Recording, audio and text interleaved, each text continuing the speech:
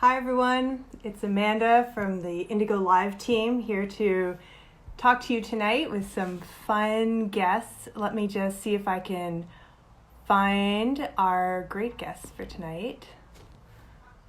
I'm looking for, you guys already know this, I'm looking for Lauren Graham, and I think I see her. Let's see. Hey Lauren, how are you? Hi, good. Good. I'm just there. I turned off the comments. Perfect. Hi. Hi.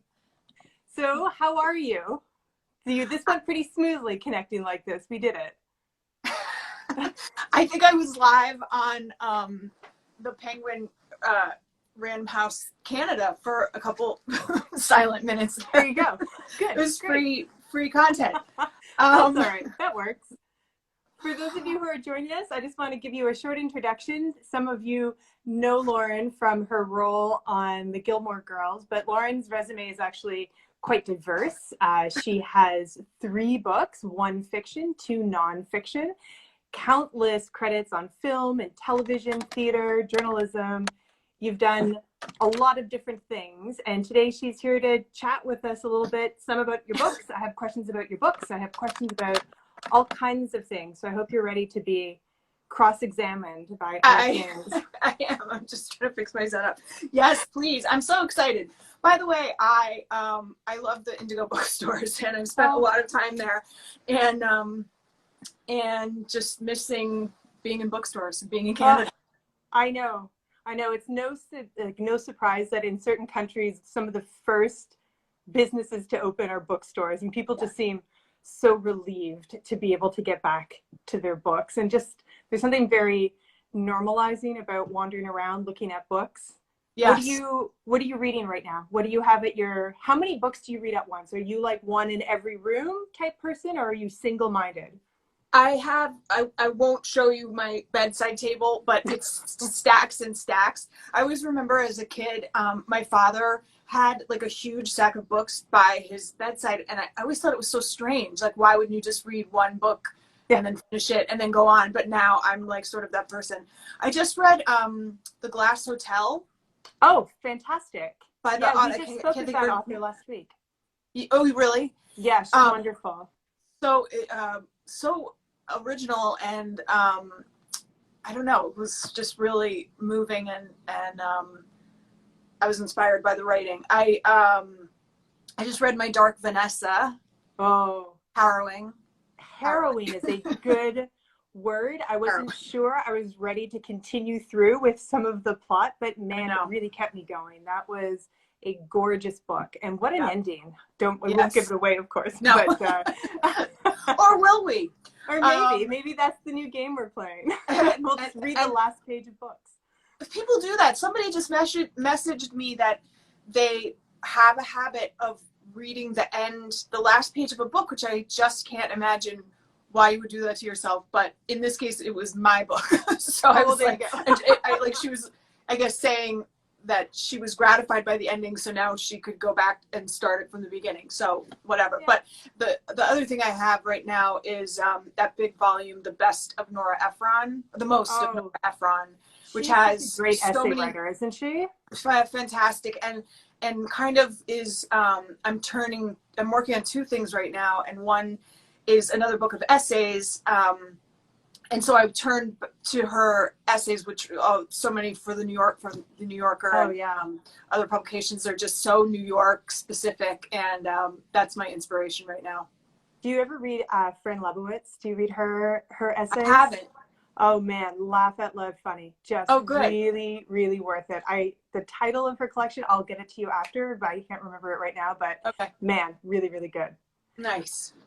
One of the questions I wanted to talk to you about is 2 of your biggest roles have been as single moms. And you mentioned your dad earlier. He's actually the person who you said in one of your articles was a real inspiration for that relationship that you have with your children when you play these roles on television. Can you tell us a little bit about your dad and what your relationship is like now? My dad is a very funny guy and loves books, and kind of gave that to me, and we, for a chunk of time, it was kind of just the two of us, and kind of by necessity, he just took me everywhere and treated me like, you know, not as another adult, but just kind of brought me along in this very matter-of-fact way. There wasn't a lot of coddling, and I loved it too. I was very, like, I'm working on an essay right now called Light Neglect, what it was like growing up in the 70s. I could write that essay. Perfect. And but for whatever my particular personality was, it just really suited me, and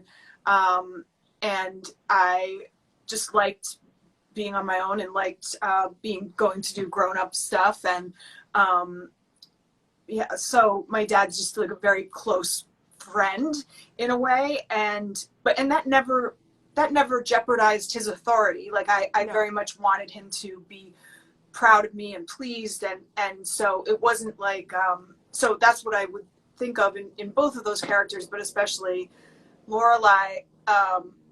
There's a fun in that relationship. There's a real true, they're each other's favorite person, and I knew what that felt like for a great part of my childhood, and we're still very close. We like never really went through, I had a couple like teenage fits, but we never went through like a, you know, tough time. Do you share books? Do you read the same way, the two of you? Yes, we were just texting today because I sent him it's called The Big Goodbye. It's the Making of Chinatown by the author who wrote Fosse. On which the series was based. I'm blanking on his name. I love Sam Wasson, I think is his name. I would read, I don't even care if I'm interested in the subject, just anything by him, and so my dad really liked that, and then I just turned him on to the Robert Galbraith books. Oh yes. Know those? Yes, he'll have a few now. Yes, he'll have a few, and then another coming in September. But that's for people who don't know. It's J.K. Rowling writing under a pseudonym, and it's an adult series. It's the kind of a thriller series, and they're so juicy and just really fun. Yeah, she's so talented. Yeah. And so when you're doing your writing, what type of writer are you? Are you like in a dome of silence in the same place all the time? Are you in a cafe where there's lots of noise and activity? What's like your ideal writing scenario? I like, it's had to be just make it work, because so much, especially last year, I was in Vancouver a lot. I was working and flying back and forth. I kind of have it down now, although I don't always do it correctly, but we have a new puppy, and part of that has forced me to be more organized and also get up earlier because she gets up so early. So I get up and I try to work out first, and then I sit down between like 10 and 12, and I give myself a little time. It's very much like there's so much of raising this puppy that reminds me of how hard it is sometimes to focus, because it's like she's got to get it out first. She's got to like eat some sticks and bees and stuff, hopefully not bees, and then she'll like can kind of focus. But that's me. I'll like give myself 10 minutes to just, you know, do whatever on the computer, and then I've tried everything. I try a word count. I've tried, you know, just an amount of time. And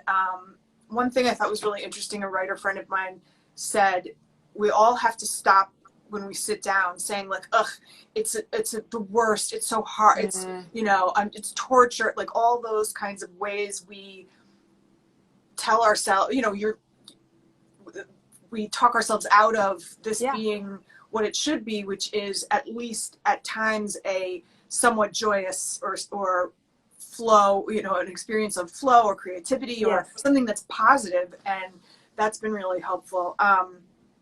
But I'm actually working on two things, and that's also been interesting, because if I don't feel like, you would think it's harder, but for however my mind works, if I don't feel like working on one, it feels like kind of fun to and work on the other, and so I'm sort of enjoying doing both, I guess. Yeah, it's a bit of a mind trick, right? That you can tell yourself, well, this other one is way more interesting to me right now, so I'll do this. I think we all try to trick it makes you ourselves feel sometimes like into it's a choice, you know. Yes. It makes you feel like Yeah. you have options, which I think is important when you hit a wall.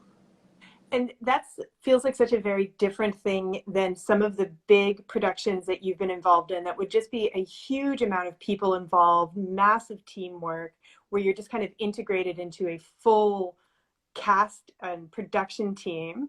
That's one type of creative work. And then you have this other kind of more solitary, self-propelled writing that you have to do in creative work. Do you have a preference to one over the other?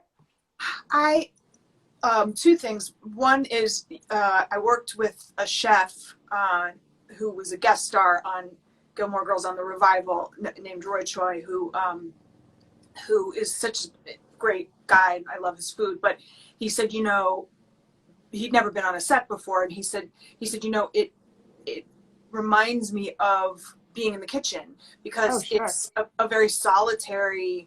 I'm in charge of what I'm in charge of, but we all have to work together. So I love that. And especially on these last 2 jobs I did in Vancouver, I'd forgotten what an incredible support system and family, truly, if you end up with a great group, which both of these jobs were, it gives you so much. It gives you so much just love and community, and that's really wonderful. But I do also feel that in a time like this, it makes me so thankful that I have something that I can work on that feels productive and feels like, you know, I'm still connected to the professional world, and I feel really grateful to have that other possibility. It's been one of the things I've really loved watching in these very homebound times is how quickly a lot of the cultural institutions kind of put their hands up to say, we want you to stay connected. You know, here's a virtual tour of our museum, and here's a free concert, and here's access to all of this art. And there's something that feels a bit like a balm to being alone when you have access to all of this art. And I wonder if that's going to carry forward after this, if that kind of access and connection is something that once we're on the other side of this, whatever version of on the other side looks like, will there be a deeper connection to these artistic institutions because they came into our homes with us, which I think has just been amazing. Well, how many people do you know who are, you know, been rewatching The Sopranos or binge watching something, or, you know, if we didn't have, what I hope is that it reminds those in charge of money that, you know, how important the arts are, and and also, you know, just that how important the arts are. We wouldn't have, you know, here you see all these companies worried about running out of content, you know, running out of shows for people because it's really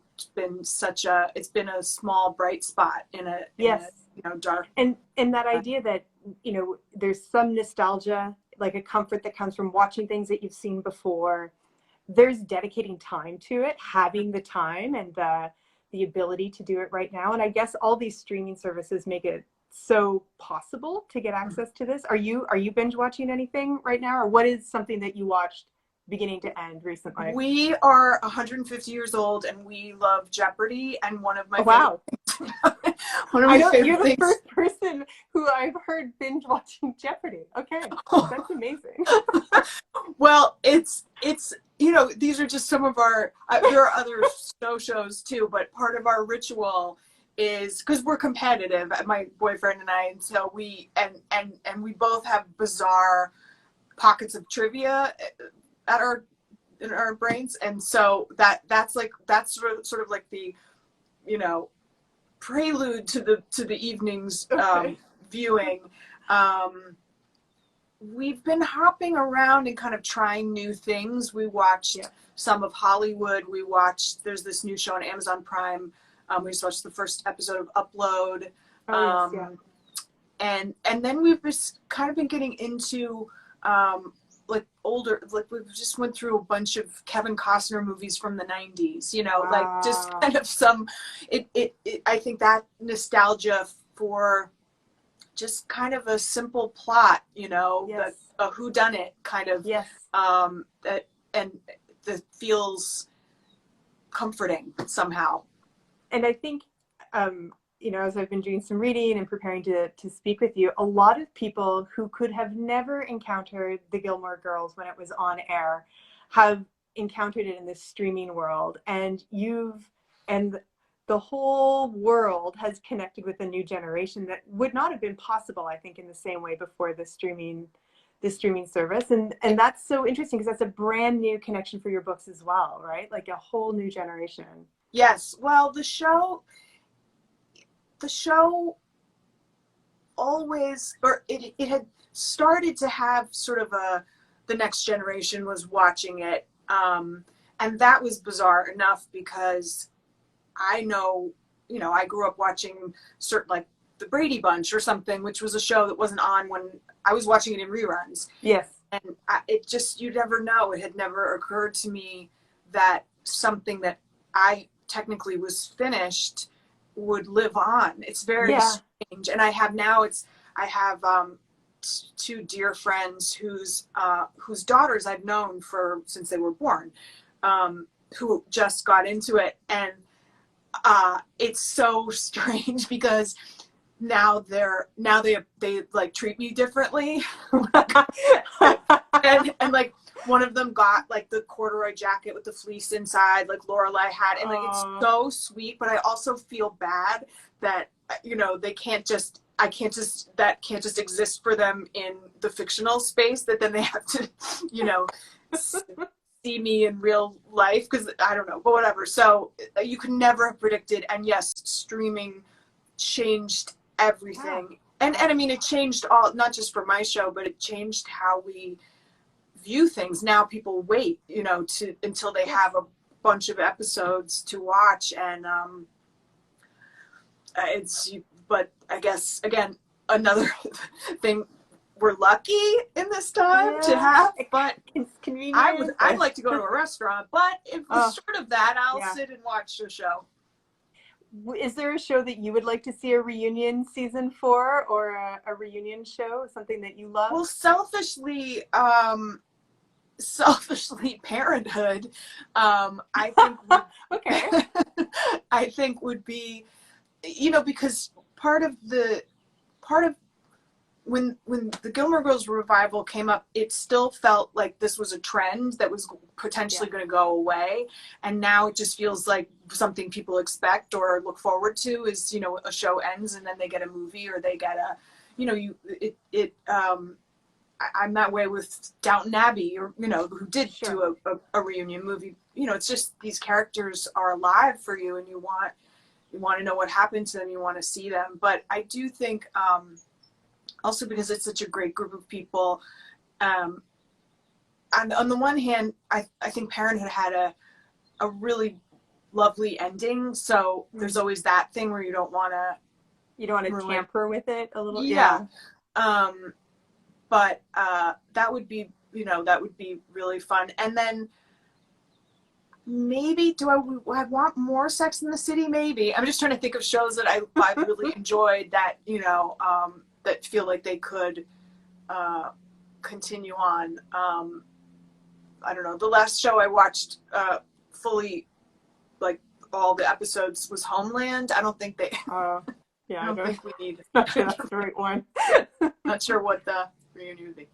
How about a book? Like, for me, I've always wondered, and I know there's like fan fiction out there that like can sometimes take these characters and continue a life for them. Like Pride and Prejudice, I think of, you know, it's been written how many more times, because you just get attached to these characters and you're not ready to let them go. And I love it when the fans just take it into their own hands. They're like, we'll write it. We're going to do it. Is there a book that if you could get a sequel to, that you would like risk quarantine to go get? Well,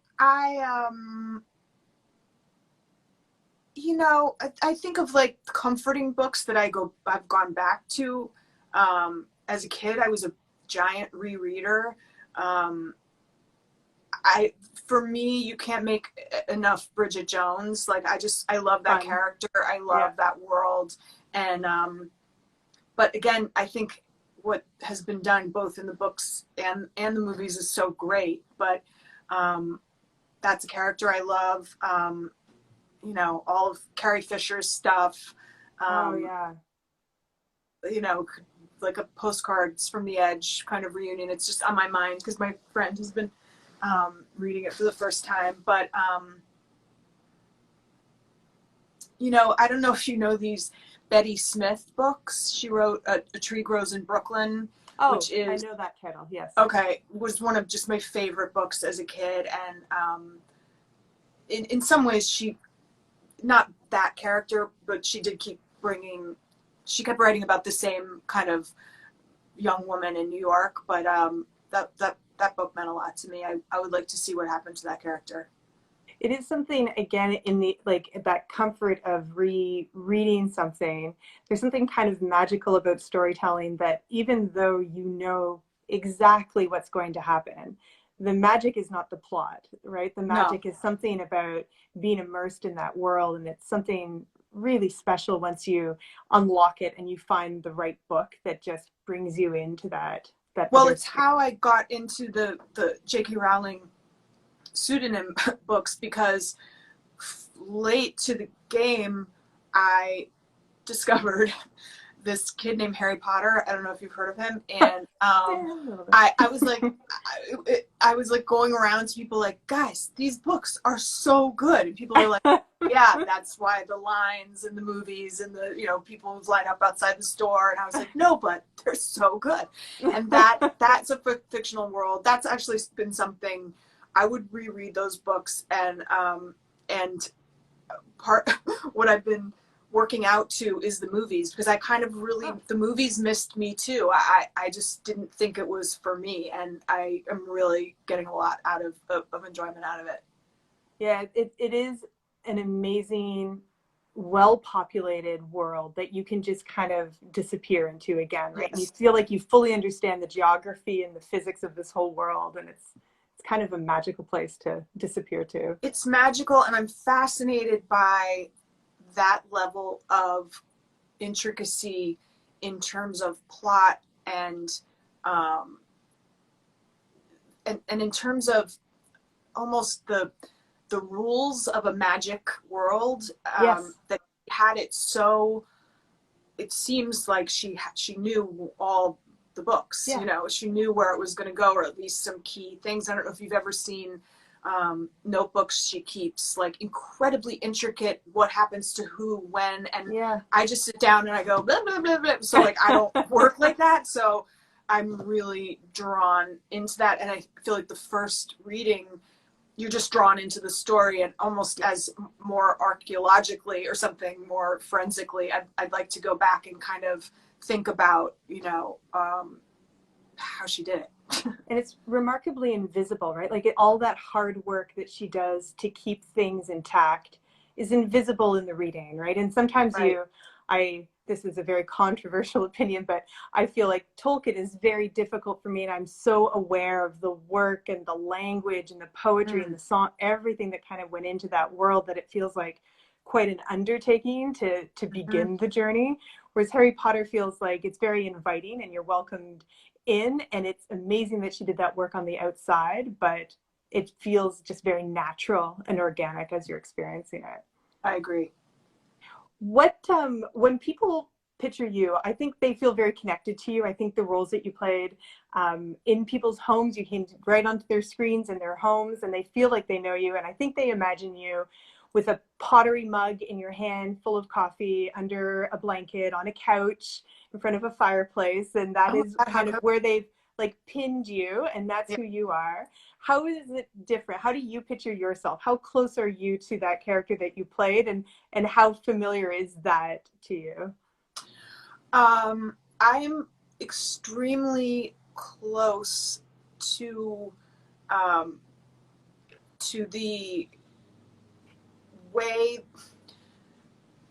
way Lorelai speaks and views the world. I feel like it and therefore close to its creator. Like I think what the most best thing you can hope for as an actor is, and a very hard thing to find, is a character with a really unique voice. Yes. That doesn't sound, who doesn't sound like anybody else, and it isn't a mimicry, it isn't imitating, like you could never have another, I feel like that Zooey Deschanel character on New Girl, like 100%. it was so, the voice of the show and the voice of that actress who's so wonderful was so unique. It's easy for things that come after to feel like we want it to be like New Girl, like that kind of, so I would say the difference is in both of those characters, in Lorelai and in Sarah, there's a kind of carefree quality, and that I, as a person, am quite driven and work hard to hopefully make it look easy. Yes. And people used to say to me about Gilmore Girls, especially, it must be so much fun, all that language, and it was fun, and it had a kind of the language kind of carried you, but it was quite technical, quite. Yes. And I never wanted people to think about that, but I mean, just the sheer kind of volume of and the pacing, right? Like there was such musicality to what was happening in that script that it required a lot of orchestration, I imagine. That's right. But like music, it's, you didn't see all the rehearsal. It's just you sit and enjoy the piece, and that's as you should. And it's one of the reasons, I've talked about this before, but to me, one of the reasons I'm not on Instagram, for example, although I have an agent who calls me like literally once a week, and he's like, Instagram this week, you'll do it, right? You'll do it. But I like, I like some separation between the professional and the private. I like it. I don't want to know too much about, what goes on behind the scenes, or like, I guess it's wonderful to feel close to a character, and I want people to have that without me ruining it by, I don't know, being un-Lorelai in a way or something, But I could not have, really, especially television, you seldom are playing something that's far, far, far away from you. It just, it reads as false, and so in the casting, normally, somebody's playing something which is something they naturally have some qualities. And I said this to Jane Levy when we were doing Zoe's Extraordinary Playlist in Vancouver.